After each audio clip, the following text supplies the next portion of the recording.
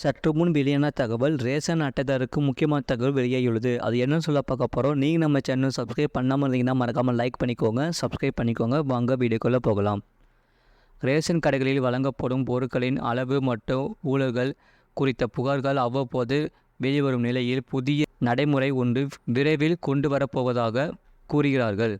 தமிழகத்தில் ரேஷன் கடைகள் மூலம் அனைத்து அட்டைதாரர்களுக்கு குறைந்த விலையிலும் இலவசமாகவும் அரிசி, பருப்புகள் உள்பட பொருட்கள் வழங்கப்பட்டு வருகின்றனர். மேலும் பொங்கல் பரிசு, மகளிர் உரிமைத் தொகை உள்ளிட்ட நிதி உதவிகளும் நலத்திட்ட உதவிகளும் வழங்கப்படுகின்றன. அதே சமயம் சில ரேஷன் கடைகளில் முறைகேடுகள் நடப்பதாக புகார்களும் கிளம்புகின்றன. அதாவது ரேஷன் அட்டைதாரர்கள் சிலர் தங்களது ரேஷன் கடைகள் மூலமாக வழங்கப்படும் பொருட்களை வாங்குவதில்லையாம். இதனால் அவர்களுக்கு என்று ஒதுக்கப்பட்டிருக்கும் மளிகை பொருட்கள் தேங்கி விடுவதால் அரசுக்கு பெரும் இழப்பு ஏற்படுகிறது. இந்த பொருட்களை ஊழியர்களில் சிலர் கள்ளத்தனமாக விற்றுவிடுகிறார்களாம். அதனால்தான் ரேஷன் பொருட்களை கடைகளில் தேங்க விடாமல் உடனடியாக அனுப்பி வைக்க வேண்டும் என்று உத்தரவிட்டுள்ளது. அதேபோல தமிழக ரேஷன் கடைகளில் அனைத்து பொருட்களையும் ஒரே தவணையில் வழங்குமாறு ஊழியர்களுக்கு உணவுத்துறை பலமுறை உத்தரவிட்டும் கூட அதை பல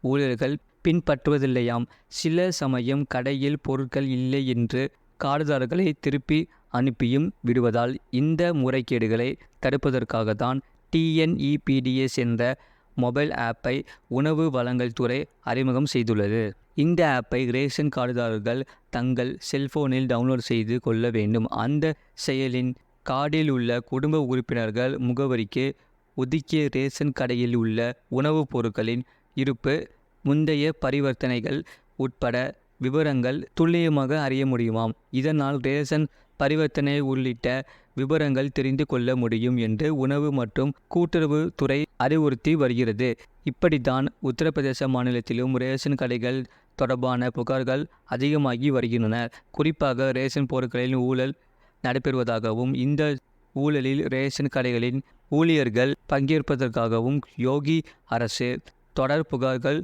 வந்த வண்ணம் இருந்தது. இதை தவிர்க்க ரேஷன் கடைகளில் வழங்கப்படும் பொருட்களின் எடை குறைவதாகவும் பொருட்கள் சரிவர வழங்கப்படுவதில்லை என்றும் பொதுமக்களிடமிருந்தே புகார்கள் வந்தன.